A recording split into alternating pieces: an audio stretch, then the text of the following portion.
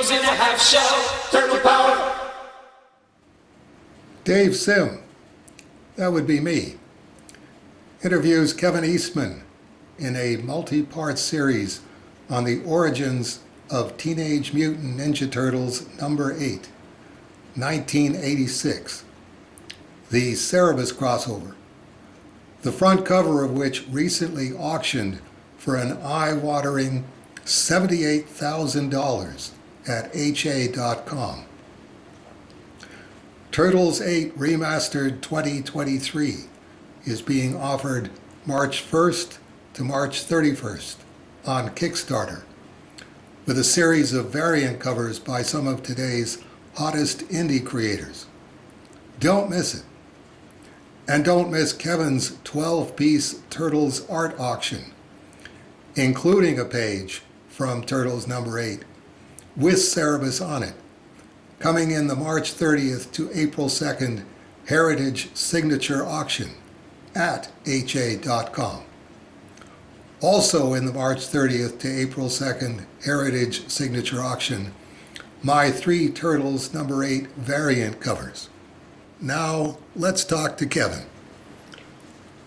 Okay, I'm going to hit you with the quote that I left on your voicemail. The who was it? Roger Ebert.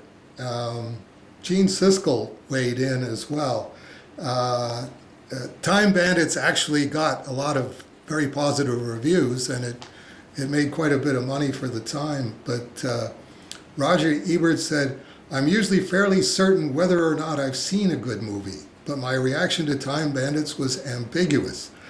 I had great admiration for what was physically placed on the screen, but I was disappointed by the breathless way the dramatic scenes were handled and by a breakneck pace that undermined the most important element of comedy, which is timing."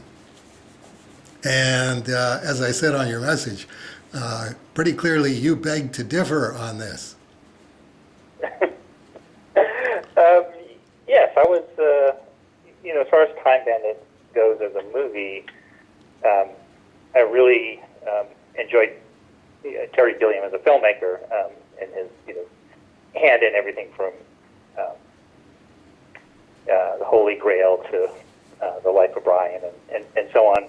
And I think it was really the quirky sense of dry humor growing up in New England that really appealed to me, and the really offbeat and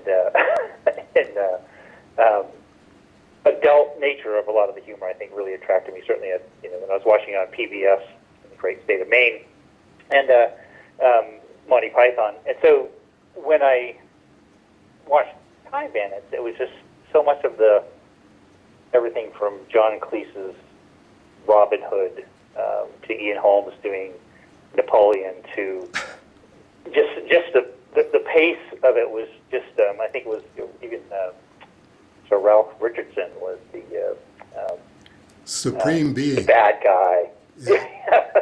And it was just other people, friends that I had, would look at it with their mouth sort of open going, "What is this?" And I would be laughing hysterically because I just thought it was very funny.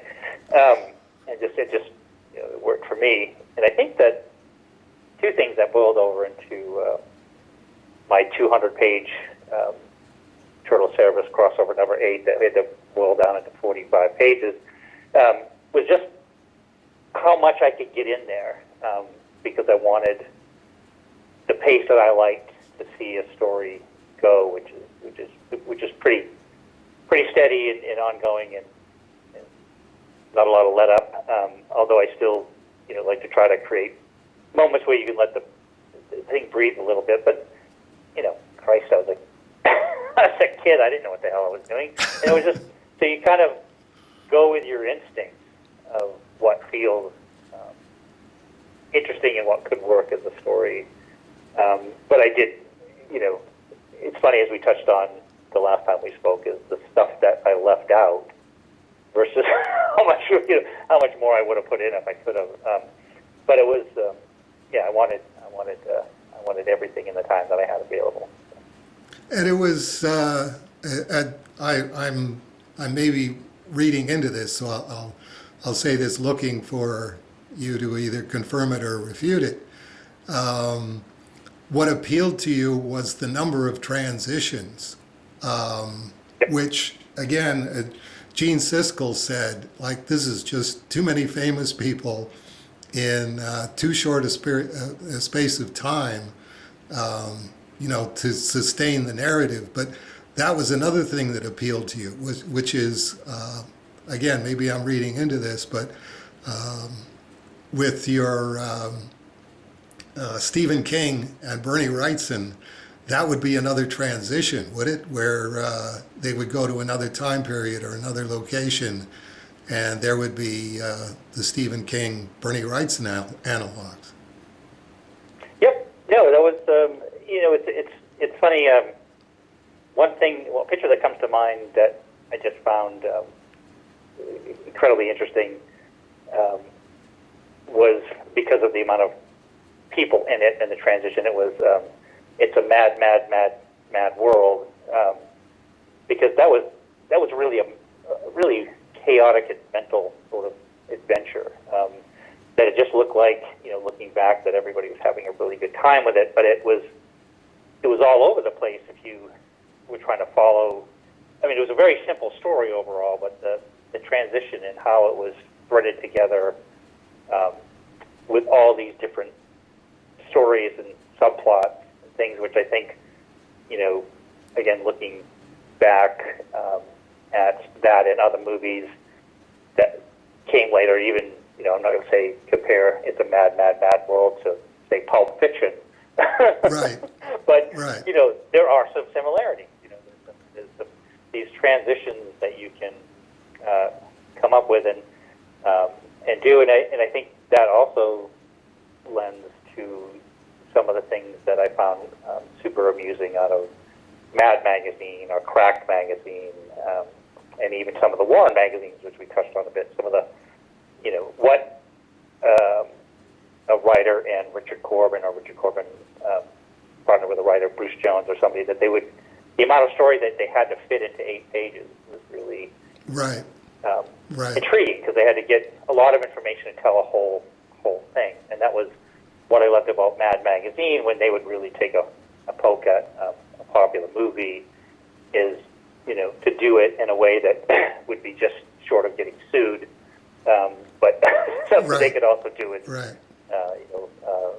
Jack Davis or Mort Drucker, or one of those guys, could do it in 8 pages or 9 pages. So,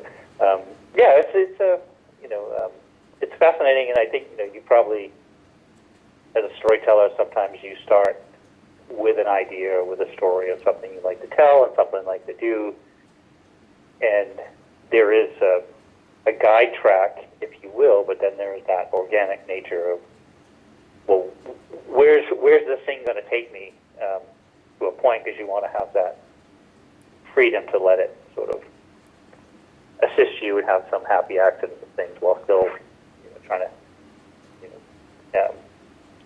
keep it under control, if you will. But, well, and it was the Cerebus crossover, and I was pretty notorious by that point, doing the death of Batman, transitions into Captain America, transitions into, George Washington, transitions into Swamp Thing, transitions into Woman Thing. And as long as I'm here, let's do the Clint Eastwood film I'm interested in, which is The Beguiled, as opposed to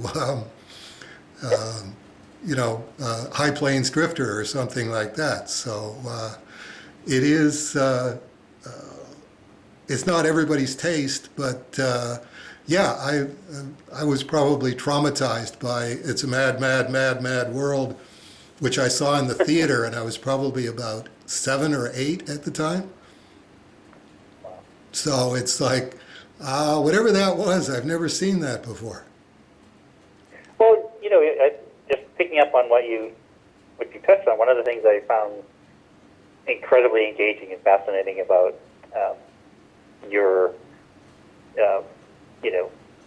Mick Jagger and Keith Richards and Groucho Marx and Wolveroach and Elrod and so many things that came in to the story as just not only really colorful characters that progressed the story along and had a moment that was just quite enjoyable to read, as well as for what they brought to the story, what you wanted to have them do in the story. I mean that giant cover with the Pope character just as the Thing from the Fantastic Four. I mean, there's so many the giant so many stone images. trunk. Yes. Yeah, exactly. But that was at a pace, and I loved your whole review too, The Beguiling, which was pulled off quite wonderfully. In that section when you did it, it was just it was because I remember the first time I saw that Eastwood movie, which was just the first time we'd seen something very different from him as an actor, and I believe he directed it as well. If I remember right. Yeah, it's quite a thing, and I still keep flashing back to even when a person will come up to me today and look fondly and look back and they've gone through and read and dissected something I've done and something Peter and I've done, and this has probably happened to you too, that they would look at something and even though you had a specific intent and purpose and that link to the story, to this epic you're telling, but they would see nuances and bits and read into it more than what you intended. That actually was like, well, that was kind of subliminal, but yeah, that was pretty good. I meant to do that. Yes. We take credit for a lot of stuff that I think is coming from someplace else, which brings us to the question of where do you get your ideas from? And it's like, I have no idea. It isn't there, and then it is there, and I have no idea why I didn't have that idea for that page or that panel or that issue 5 minutes ago, and now I do. Where do we get our ideas? Yeah, and it's so spot on, and it is one of those things that certainly when I look back at being a genre kid, if you will, and just between the comic books and the things that interested me, everything from Star Trek to Get Smart to Batman TV, stuff you could see on TV, to different kinds of music, and even a lot of books that I was reading from Lord of the Rings to Watership Down to just it was weird that you have all these bits and pieces and what my wife will lovingly call as useless information that is so cool that you even know that, and I don't even know why I know that, or know something that I know. But when you approach a story, like I touched on earlier, was just that you have a bit of a guide track. Right.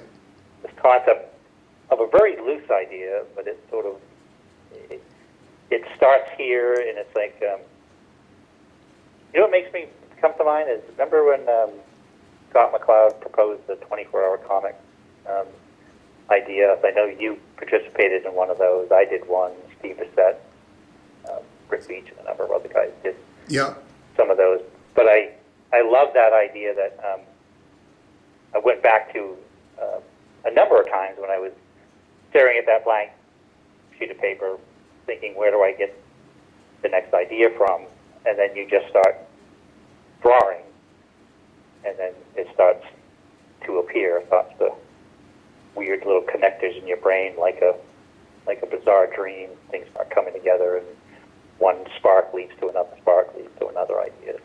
And suddenly you arrive at Do what you know how to do on the page or in the story, and then usually the rest of it follows from there. Don't try and get the whole thing at once. So that's the end of our 15-minute session here. I'm trying to keep us to 21st century internet length, and I think even 15 minutes is probably pushing most people's tolerance level, but that's what we're going to do. So then we're just going to record another one, but we'll pretend that it's like days later after this one, if you're okay with that. Yes, no, I am, and it's just having done lots of different podcasts of different kinds of length and different kinds of interviews and stuff. There does seem to be a tolerance of length, depending on what the people are interested in, and with something like this, one that Peter and I did recently was, it was an hour plus. Right. In recording, so